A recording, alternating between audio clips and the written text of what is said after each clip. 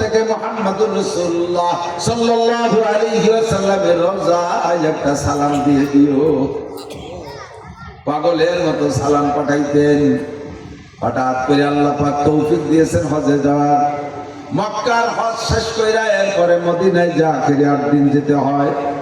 এই 8 দিনের জন্য মদিনায় গেছে। আল্লাহু আকবার। ইশকে রাসূল কাকে বলে, শোক কাকে বলে? আমরা আগে একটা গান শুনতাম, আইরে কপাল মন্দ চোখ থাকিতে অন্ধ, চোখ আছে কিন্তু দেখি না, এটা কপাল মন্দের আলামত। হায়রে কপাল মন্দ, কান থাকিতে বয় না, কান আছে শুনি না, চোখ আছে দেখি না। হায়রে কপাল মন্দ, ব্রেন থাকিতে বোকা, দুনিয়ার সব বুঝি আসল জিনিস বুঝি না, আমার ব্রেন আছে তবু আমি বোকা। কথা কোন ঠিক না? সৈয়দ আহমদ রেফাই যাইয়া রাসূলের রওজায় যে বলতেছেন, আল্লাহু আকবার। ফি হালাতিল বুদি রূহি কুনতু উরসিলুহা, ফি হালাতিল বুদি রূহি কুনতু উরসিলুহা, তুকাব্বিলুল আরদা আন্নি ওয়া হিয়া নাইবাতি। এতদিন দূরে ছিলাম, মানুষের কাছে আমার রূহটাকে পাঠায়া দিতাম, আর আমার রূহ এসে আপনার রওজায় চুম্বন করে যাইতো। আমি আসতে পারি নাই। ফাহাদিহি দাওলাতুল আসবাহ কদ হাদারাত হামদুদি আমিনাকা কায়ে তুক্তি বিহা শাফাতি। এতদিন রূহুরে পাঠায় দিছি, সে কি করে গেছে জানি না। আজকে আপনার আল্লাহর রহমত আর আপনার রূহানি আকর্ষণে আমাকে আল্লাহ পাক এখানে আসার তৌফিক দিয়েছে, সরাসরি চলে আসছি। আজকে আমি ওই আধ্যাত্মিক চুম্বনে আমি ফিরে যাব না। হামদুদি আমিনাকা কায়ে তুক্তি বিহা শাফাতি। আমার সামনে হাত বাড়ায় দিতে হবে। ও গো নবী, আপনি যদি হায়াতের নবী হন, আপনি যদি কবরে জিন্দা থাকেন, তাহলে কবর মেলা শক্ত কিছু না, ওর ভিতর থেকে হাত বের করে দিতে হবে। আমি আপনার হাতখানে চুম্বন করে যাব। মুফতি তকি উসমানী লেখেন, বলার পরে ইশকের সাথে যখন সে বলে হামদুদি আমিনাকা কায়ে তুক্তি বিহা শাফাতি। শাফাতুন মানে ঠোঁট, তুক্তি বিনা মানে চুমো খাওয়া। আপনার হাত বাড়ায় দিতে হবে, আমার এই ঠোঁট দিয়ে চুম্বন করব। বলতে না বলতে নবী পাকের 2টা হাত রওজা থেকে বেরিয়ে আসে, আর আল্লাহর আশিকে পাগলের মতো জড়িয়ে ধরছে। ওই সময় যারা মসজিদের মধ্যে ছিল, অনেকেই নবী পাকের হাত দেখেছে। ও দোস্ত, যার চোখ আছে সে দেখে, যার কান আছে সে শুনে, যার আকল আছে সে বোঝে। নবী বলেন, মান সাল্লাল্লাহু আলাইহি ইনদা কবরি সামিতুহু, কবরের কাছে এসে সালাম দিলে আমি শুনি। আমান সাল্লাল্লাহু আলাইহি নায়ান, যদি কেউ দূর থেকে দুরূদ ও সালাম পড়ে, ওইটা আমি শুনি না, তবে উবলিগতুহু, আমার কাছে পৌঁছিয়ে দেওয়া হয়। সাহাবায়ে কেরাম বলেন, মা ইবলিগুকা সালাম ইয়া রাসূলুল্লাহ, হুজুর আপনার কাছে দুরূদ ও সালাম কারা পৌঁছাইয়া দেয়? হুজুর বললেন, ইন্না লিল্লাহি মালাইকাতান সায়াহিনা ফিল আরদ ইউবাল্লিগুনি সালাম মিন উম্মতি। আল্লাহ তাআলা কোটি কোটি পর্যটন ফেরেশতা তৈরি করে রেখেছেন। এই পর্যটন ফেরেশতারা সারা দুনিয়া ভরে বিচরণ করে, কে কোন জায়গা থেকে আমার উম্মত দুরূদ ও সালাম পড়ে, ওদের আর কোনো ডিউটি নাই, ওই দুরূদ ও সালাম ঠিকানা সহ তাৎক্ষণিক আমার রওজায় পৌঁছাইয়া দেয়। আমি প্রত্যেকটা দুরূদ ও সালামের জবাব সঙ্গে সঙ্গে দিয়ে দেই। যার কান আছে শুনে, যার চোখ আছে সে দেখে। আল্লাহু আকবার। আল্লাহকে দেখবেন, এদিকে দিক আল্লাহকে দেখবেন। আল্লাহকে দেখতে চান, আল্লাহকে দেখতে চান, সিস্টেম আছে, দিক তাকান। শেষ রাত্রে উঠবেন, তাতাজাফা জুনুবুহুম আনিল মাদাজি ইয়াদউনা রাব্বাহুম খাওফান ওয়া তামা। আরামের বিছানা ছাড়বেন, স্ত্রী কোলের মধ্যে শুয়ে আছে, এমন ভাবে বেরিয়ে যাবেন বউ যেন টের পায় না। বউ তাহাজ্জুদের জন্য উঠবেন, এমন ভাবে বেরিয়ে যাবে স্বামী যেন টের পায় না। আটা ছেলে অনেক সময় সেনা আটার ভিতরে মহিলাদের মাথার 2-1টা চুল মিক্সার হয়ে যায়। চুলের যখন কেনি দেখে, চুলের কেনি ধরে টান দেয়, কেনি ধরে টান দিলে চুলটা বেরিয়ে যায়। মাখানি আটা তার গায়ে একটুও থাকে না, পরিষ্কার চুলটা যেমন বেরিয়ে যায়। স্বামী স্ত্রী এক বিছানায় গলা জড়িয়ে ঘুমিয়ে থাকবেন, শীতের রাত্রে কম্বল জড়িয়ে। তাহাজ্জুদের সময় আপনার স্ত্রীর প্রেমের চাইতে আল্লাহর প্রেম প্রাধান্য পাবে। স্বামীর মহব্বতের চাইতে আল্লাহর মহব্বতকে প্রাধান্য দিয়া এমন ভাবে বিছানা থেকে উঠবেন, স্বামী চলে গেছে, স্ত্রী টের পায় নাই, স্ত্রী উঠে গেছে, স্বামী টের পায় নাই। যার যার কায়দায় ওযু গোসল যা প্রয়োজন সাইরা 4 রেকাত 6 রেকাত 8 রেকাত 10 রেকাত 12 রেকাত পড়লে পারলে তাহাজ্জুদ কইরা এরপরে আপনি চক্ষু বন্ধ করে বসবেন। আসন যেমন দিয়েছেন এখন এরকম আসন দিয়ে বসবেন। জিকিরের আদব আবার আসন দিয়ে বসা, আসন দিয়ে বৈশা আপনি হাঁটুর উপরে হাত রেখে একেবারে কল্পনা করেন একটা আপনার জায় নামাজে বসা আছেন, আপনি জায় নামাজে বসা আছেন। এখন আপনি কল্পনা করতেছেন যে আমি আরশে আজিমের দিকে রওনা দিছি, আমার জায় নামাজটা উঠে গেলাম, এই যে উঠতে উঠতে প্রথম আসমান পার হলাম, তারপরে দ্বিতীয় আসমান, 7 আসমান পেরিয়ে গেলাম। এই যে দেখা যায় বাইতুল মামুর ফেরেশতারা মসজিদে নামাজ পড়ে, তারা যাতায়াত করে। আপনি আরব আমিরাতের অনেক অনেক জায়গা ভ্রমণ করাইয়া বাইতুল মুকাদ্দাসে নিয়ে সমস্ত নবী রাসূল ও ফেরেশতাদের ইমামতি করাইয়া 7টি আসমান পেরিয়ে বাইতুল মামুর ফেরেশতাদের মসজিদ দেখাইয়া তারপর আরো উপরে সিদরাতুল মুনতাহা এ পর্যন্ত নিয়ে গিয়েছিলেন। জিবরাইল আর বুরাক সিদরাতুল মুনতাহা পর্যন্ত থেমে যাওয়ার পরে আল্লাহ পাক আরশে আজিম থেকে আরেকটা পরিবহন রফরফ পাঠাইয়া হুজুরকে রফরফে চড়াইয়া আরশে আজিম পর্যন্ত নিয়ে গিয়েছিলেন। আল্লাহ রাসূল সাল্লাল্লাহু আলাইহি ওয়াসাল্লামের মাঝে কোনো পর্দা পার্টিশন না রেখে সরাসরি আমনা সামনা দুইজন বসে গেলেন।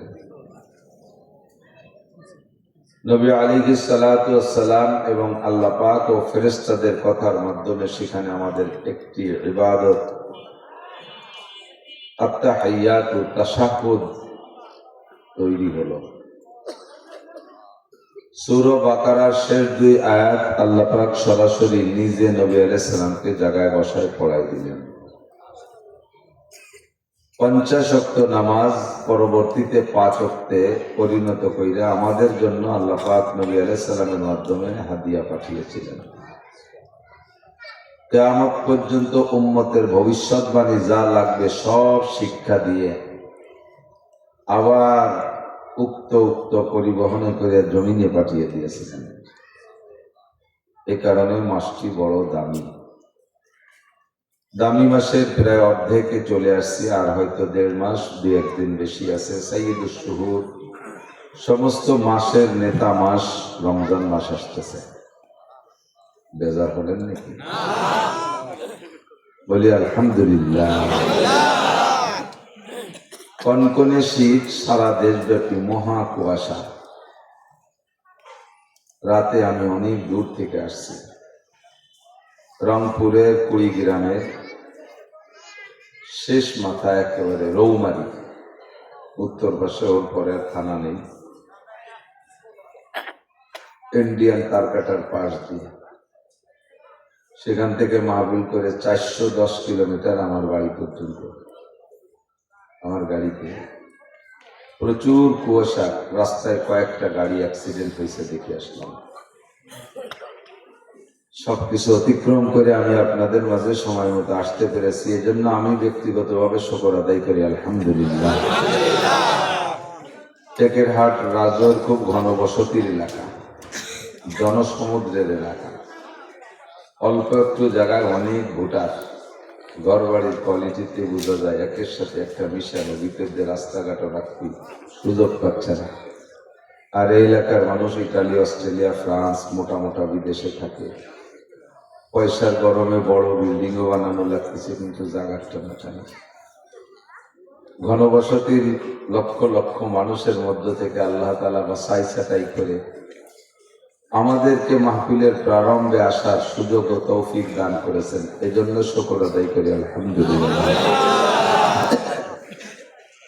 মাহফিলের সিজন, উন্মুক্ত পরিবেশ, অনুমতি আর ইজাজতের দরকার নাই। পিছনে যেমন চলে গেছে অনেক ঝামেলা, পুজো পাঠের অনুমতি লাগতো না, আল্লাহর ফজলে আমাদের মাহফিলগুলো অনুমতি নিয়ে করা লাগতো।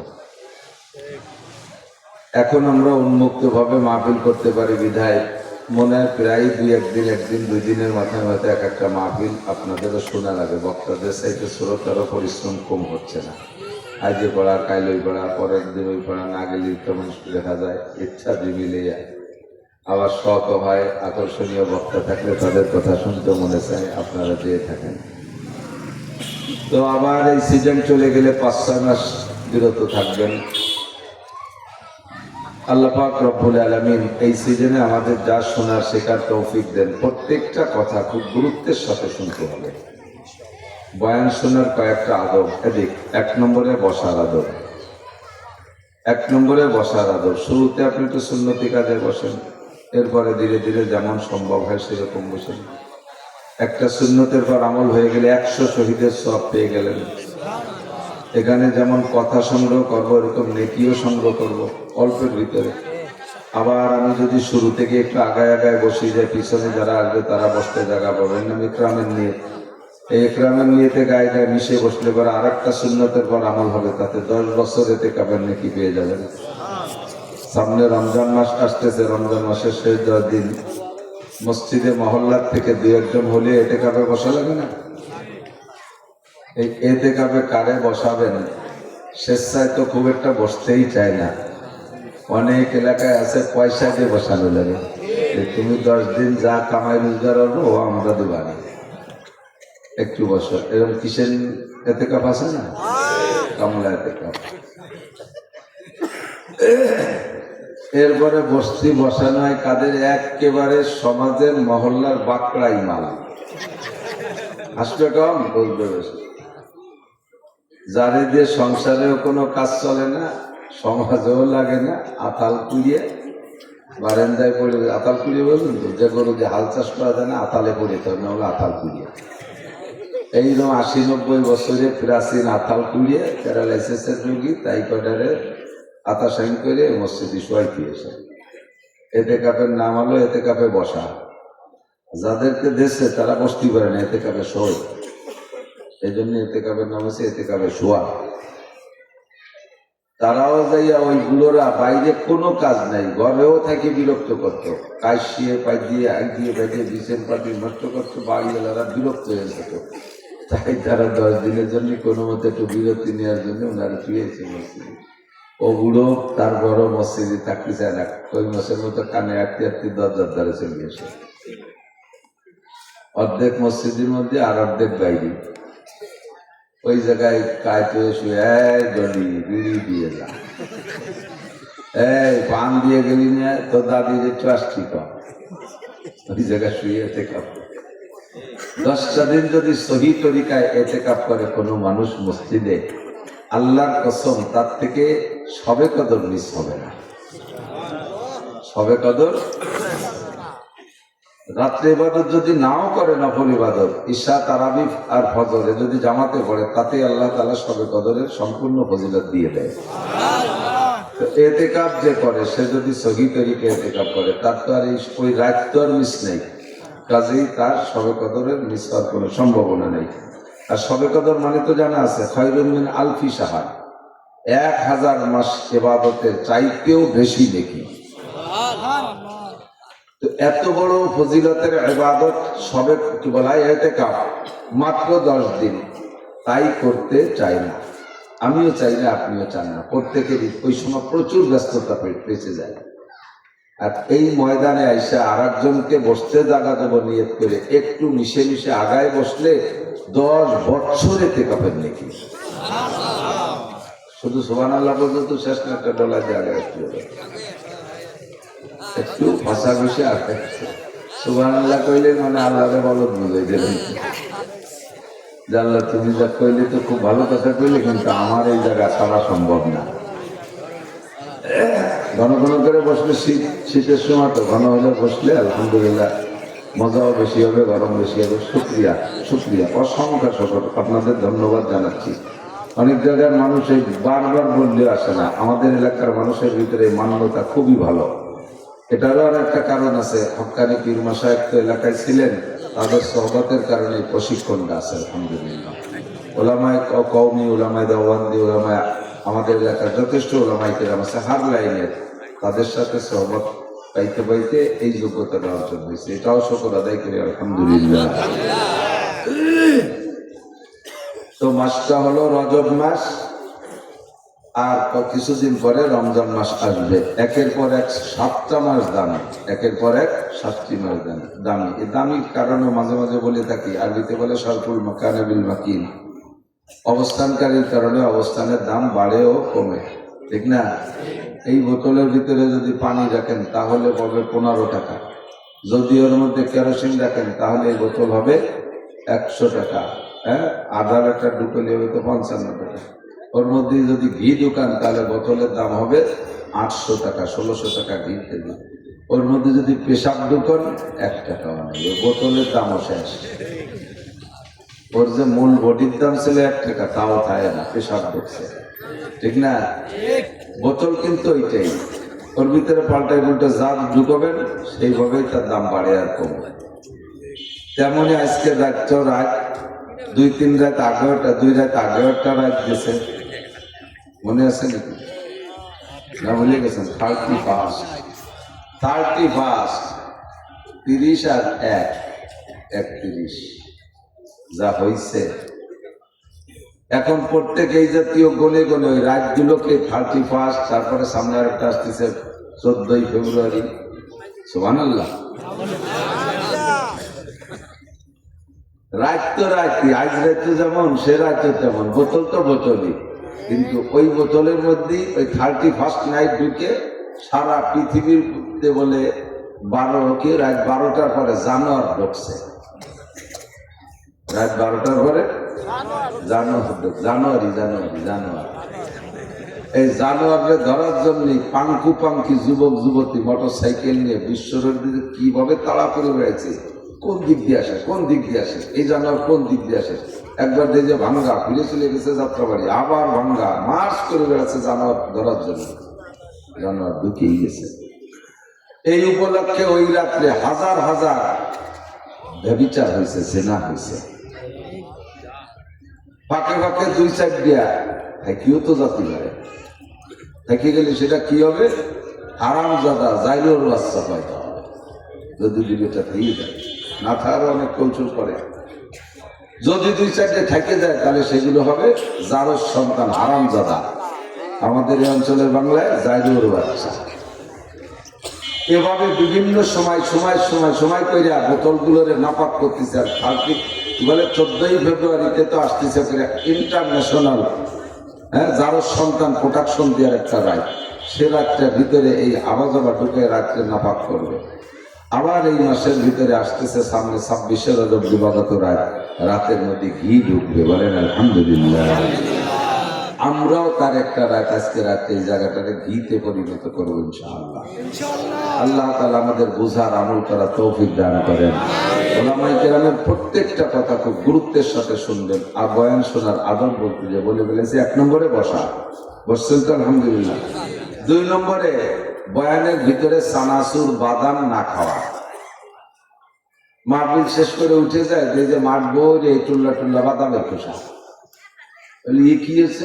তো যাও শুনছে তাই আমল করছে, শুনছে আর বাদামের খোসার মধ্যে আমল করছে, এটা মজলিসের সাথে বেয়াদবি। 2 নম্বরে কোনো কথাবার্তা না বলা। আপনার মতের খেলাফও যদি বয়ান আসে, কে কি বলবে তা তো জানে না, আমি কি বলবো তা আমি জানি না, কিন্তু বয়ান যে ভাবার সময়ও পাই না। হতে পারে আপনার মতের খেলাফ 2-1টা কথা, তাৎক্ষণিকভাবে মৌখিকভাবে প্রতিবাদ না করা, পরিবেশটা নষ্ট হয়ে যাবে। মতের খেলাফ হয়েছে, আপনি পরে এসে হুজুরের কাছে জানান, হুজুরের কথাটা কেমন হলো, এটাকে আমার বুঝের ভুল নাকি কেমন হলো, একটু সংশোধন করে দেন। এটা বয়ান শোনার আদব। 3 নম্বর বয়ান শোনার আদব হলো আল্লাহর নাম আসলে মাঝে মাঝে একটু জাল্লা শানহু, একটু বলেন জাল্লা শানহু। আল্লাহর শান অনেক বড়, আল্লাহর শান মাকাম ও মর্যাদা বহুত বড়, আমার মাপা কায়দা নেই। পিছনের কোন নবী রাসূলদের নাম যদি উচ্চারণ হয়, যেমন বলি ইব্রাহিম আলাইহিস সালাম, বলেন আলাইহিস সালাম। পিছনের কোন নবী রাসূলদের নাম আসলে আলাইহিস সালাম, আলাইহিমাস সালাম, আলাইহিমুস সালাম। আমাদের নবীর নাম আসলে সাল্লাল্লাহু আলাইহি ওয়াসাল্লাম, পড়ি সাল্লাল্লাহু আলাইহি ওয়াসাল্লাম। এটাও দুরূদ।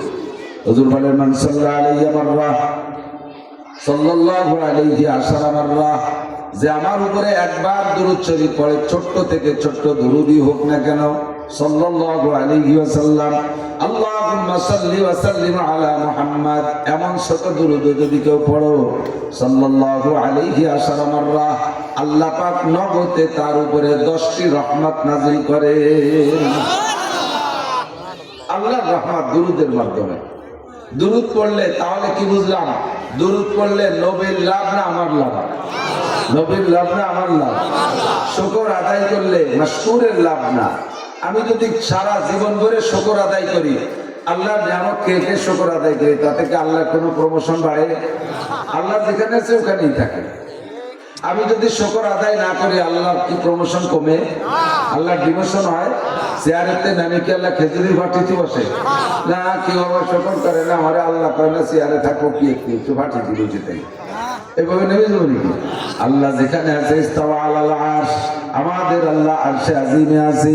ওয়াসিআ কুরসিয়ুহুস সামাওয়াতি ওয়াল আরদ, বিশাল একটা কুরসি, একটা চেয়ার আসমান জমিনের উপরে বেষ্টন করে আছে। এত বড় চেয়ার আমাদের আল্লাহর। আল্লাহ পাক যেমন তার শানও তেমন, তার চেয়ারও তেমন, তার বসাও তেমন। আমার ওইটা বিবেকে ধরবে না, আমার ওইটা আন্দাজ করাও সম্ভব না। আমি এক কথায় বিশ্বাস করবো, আমানতু বিল্লাহি বলি, আমানতু বিল্লাহি কামা হুয়া বিআসমাইহি ওয়া সিফাতিহি। আমি আমার আল্লাহকে বিশ্বাস করি। কেমন বিশ্বাস করো? তোমার আল্লাহ কি হাতির মতো? তা জানি না। তোমার আল্লাহ কি বাঘের মতো? তাও জানি না। তোমার আল্লাহ কি কালীর মতো? তাও জানি না। তোমার আল্লাহ কি দুর্গা সরস্বতী লক্ষ্মীর মতো? তা বলতে পারি না। তোমার আল্লাহ কি লাত উজ্জা মানাত আর হবলের মতো? তাও বলতে পারি না। কামা হুয়া, তিনি যেমন তেমনই। বলেন তিনি যেমন তেমনই। আমার এই চোখ দিয়ে সেটাকে দেখাও সম্ভব না দুনিয়ায় থাকতে। আমার এই বিবেক দিয়ে তাকে আয়ত্তে আনাও সম্ভব না। আমি এক কথায় বিশ্বাস করি, কামা হুয়া, তিনি যেমন, তবে তার শান সব চাইতে বড়। আমি যদি তার শুকর আদায় করি, আমার লাভ। লা ইন শাকারতুম লা আযীদান্নাকুম, মালিক আমারে বলে দিয়েছেন, তুমি আমার যে নিয়ামতের শুকর আদায় করবা, আমি ওই নিয়ামত বাড়িয়ে দেব। মুতলাক সাধারণ শুকর বলে বলা হয়েছে আয়াতের ভিতরে, যে তুমি শুকর আদায় করলে নিয়ামত বাড়িয়ে দেব। শুধু শুধু আলহামদুলিল্লাহ পড়লাম, এটাও শুকর।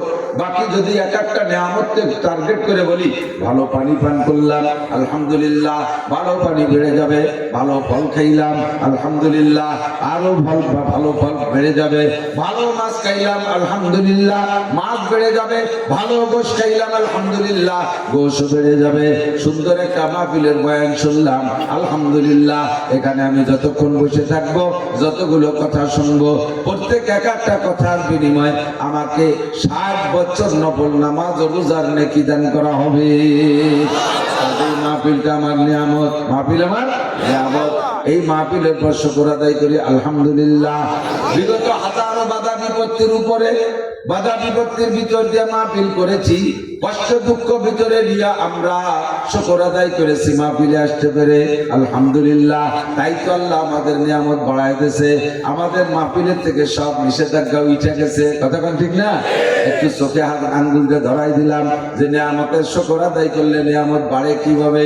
বিগত সময় কয়েক বছর যাবত আমরা উন্মুক্ত মাহফিল করতে পারি নাই, মনের উপরে বড় প্রেসার ছিল। তারপরে যতটুকু করছি মাহফিল আইসা আমরা উলামায়ে কেরাম আপনাদেরকে দিয়ে শুকর আদায় করাইছি, বলি আলহামদুলিল্লাহ। আর সেই আলহামদুলিল্লাহর বিনিময়ে আল্লাহ নিয়ামত বাড়াই দিছে।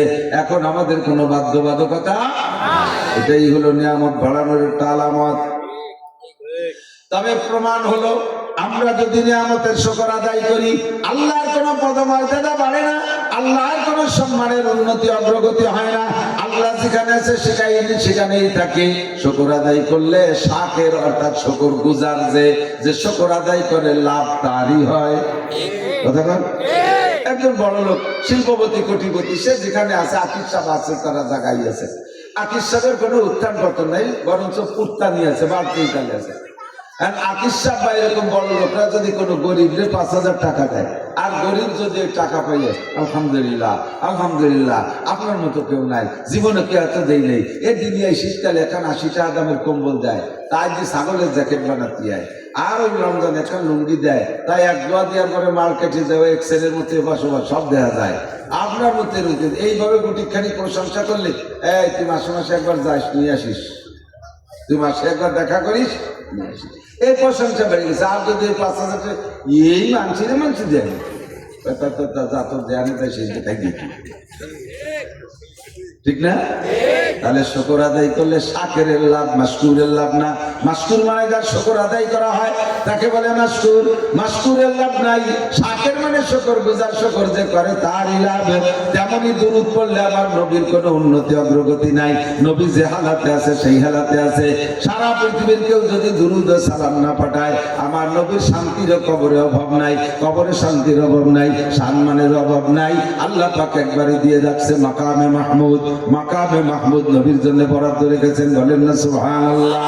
আমি আপনি দুরূদ না পড়লে মাকামে মাহমুদ থেকে নবী নেমে যাবেন তা না, নবী যেখানে আছে সেখানে থাকবে। তবে আমি আপনি যদি দুরূদ শরীফ পড়ি, আমার আপনার উপরে সঙ্গে সঙ্গে 10টি রহমত নাজিল হয়ে যায়। আর যে যেখানে থেকে বেশি বেশি দুরূদ পড়বেন, বেশি বেশি দুরূদ পড়লে বিপদ থেকে আল্লাহ মুক্তি দান করে। বেশি বেশি দুরূদ শরীফ পড়লে আল্লাহ গুনাহ মাফ করে দেয়। বেশি বেশি দুরূদ পড়লে শান্তি ও রহমত বাড়তে তালে থাকে।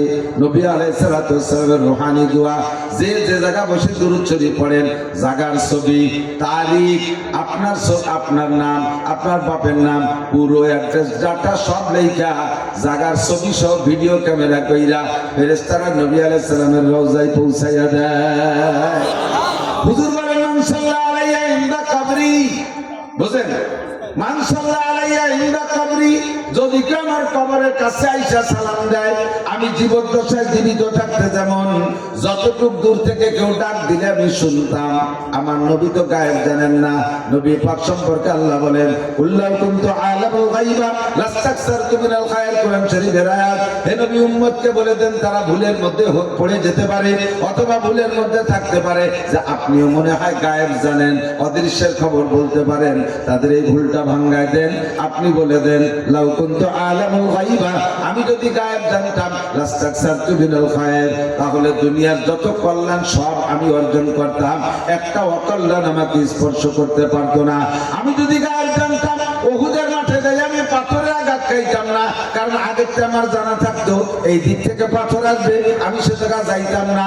আমি দাঁত ভাঙ্গা খাইতাম না, আমি হেলমেট ভাঙ্গা খাইতাম না। তাই গেলে ওই দিন মাইর খাবো, জেনে শুনেও কোনো মাইর খাওয়ার জায়গা যায় একা একাই ভাবে, অসতর্কতার সাথে যাওয়া যায় নাই। সতর্কতার সাথে যাওয়ার পরে যদি এসে যায় সেটা ভিন্ন কথা। আমি যদি আগে থেকে জানতাম তাই গেলে মাইর খাবো, তাহলে ওভাবে আমি যাইতাম না। 40-50 জন সাহাবা আমি সাথে নিয়ে যাইতাম। প্রমাণ করে নবী গায়েব জানেন না। কথা বলেন, বলেন আমি জীবদ্দশায় যতটুকু দূরের থেকে কথা বললে আমি শুনতাম। আমার নবী মক্কায় বসে থাকেন, মদিনায় বসে থাকেন, চীন জাপানের থেকে ডাক দিলে নবী কিন্তু শুনতেন না। মানবিক যোগ্যতা হিসেবে যতটুকু দূর থেকে জীবদ্দশায় ডাক দিলে আমি শুনতাম। আমি কবরে যাওয়ার পরে আমার উম্মত অতটুক দূর থেকে সালাম দিলে আমি শুনবো। মান সাল্লাল্লাহু আলাইহি ইনদা কবরি, আমি হায়াতুন নবী, আমি কবরে শুয়ে থাকি, কবরে শুয়ে থাকবো। যে আমার কবরের কাছে যে দুরূদ ও সালাম পড়বে আমি শুনবো, আর আমি সাথে সাথে জবাব দিয়ে দেব।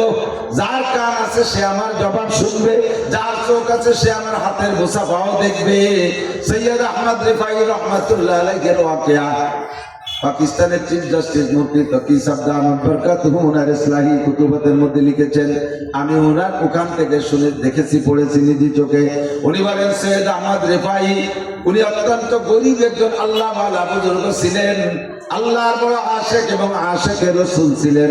আমাদের দেশের আশেকে রসুলের মতো না, সারা বছর নামাজ নাই, রোজা নাই, হজ নাই, যাকাত নাই, ফরজ নাই, ওয়াজিব নাই, সুন্নত নাই, মুস্তাহাব নাই, দাঁড়ায় মতে খাড়ায় খায়, হাইটে হাইটে পায়খানা করে, দাড়ি নাই, টুপি নাই, পাগড়ি নাই, ওয়ালের গায়ে একটু আশেকে রসুল রেখে একটু রং মাখায় আর মিছিল দেয়, তার নাম আশেকে রসুল বানাইছে। এরা আশেকে রসুল না ধোঁকাবাজ? সবাই বলেন তো কি বাজ? ঠিক ঠিক না? রসুলের আশেক প্রমাণ হইতে হলে রসুলের সুন্নাত তোমার আপাত মস্তক থাকতে হবে। তুকু জামা সুন্নাতে या अहमद को जा বা মুহাম্মদ কাই বুয়াদ নিসবত তুরা। ও মুসলমান, তুমি কোন জায়গা রাসূলের সুন্নাত কোন জায়গা? তোমার চুল কাটা রাসূলের সুন্নতের সাথে মেশে না, তোমার চুল মেশে ইংরেজদের সাথে, পশ্চিমাদের সাথে। তোমার প্যান্ট রাসূলের পাজামার সাথে মেলে না, তোমার প্যান্ট মেলে পশ্চিমাদের প্যান্ট পাজামার সাথে। আরে তোমার গেঞ্জি নবী পাকের গেঞ্জির সাথে মেলে না, তোমার গেঞ্জি মেলে ডোনাল্ডকে কি বলা হয়, মেসি আর নেইমারের সাথে, ফুটবলের প্লেয়ারদের সাথে। তোমার জামা কাপড় মেশে না, ও মহিলা তোমার পোশাক মেশে না নবীর পরিবারের পোশাকের সাথে। তোমার পোশাক মিল খায় চলচ্চিত্রের নায়িকাদের সাথে। তোমার খাওয়া দাওয়া উঠা বসা কোনো কিছু নবীর সাথে মেশে না, তোমার সব মেলে হুন্নাসারাদের সাথে। তুকু যাওয়া সুন্নাতে আহমদ को जा बा मोहम्मद का बुआद निस्बत तुरा। कल्ब में सूझ नहीं, रूह में एहसास नहीं। अरे कल्ब में सूझ नहीं, रूह में एहसास नहीं। कुछ भी पैगाम मोहम्मद का तुझे पास नहीं, कुछ भी पैगाम मोहम्मद का तुझे पास नहीं। অন্তরে জ্বালা নাই, শরীরে সুন্নাত নাই। এদিক অন্তরে জ্বালা নাই, শরীরে সুন্নাত নাই। মুখে শুধু ইশকে রাসূল, মুখে শুধু আশিকে রাসূল। এমন আশিকে রাসূল না সৈয়দ আহমদ রে ভাই, আশিকে রাসূল। গরিব মানুষ হজে যাইতে পারে না। হজের সিজনে যখন হাজিরা হজে যায়, প্রত্যেকবার ওনার বাড়ির বাসতে যাওয়ার সময় হাজিদের কাছে